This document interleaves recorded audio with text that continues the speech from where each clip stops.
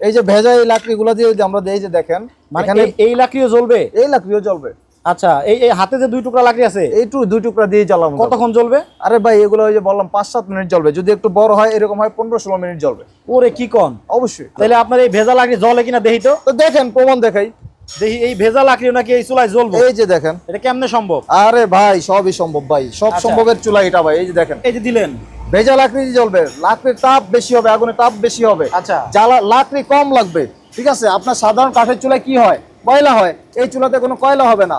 এবং 1 কেজির কাঠ জ্বালাবেন 10 থেকে 20 গ্রাম মাত্র ছাই হবে। ওকে, এই যে আপনার কাছে কি ভাই এই সবই কি চুলা? আরে ভাই এগুলো সব রেস্টুরেন্টের জন্য, মাদ্রাসার জন্য, বিভিন্ন আপনার হচ্ছে কমার্শিয়াল ব্যবহার করার জন্য, চানাচুর ফ্যাক্টরি, চিজ ফ্যাক্টরি, আপনার বড় বড় বিরিয়ানি রান্না করবেন 50 কেজি 100 কেজি। মানে এই যে এই বড় বড় চুলা, এগুলো সব চুলা?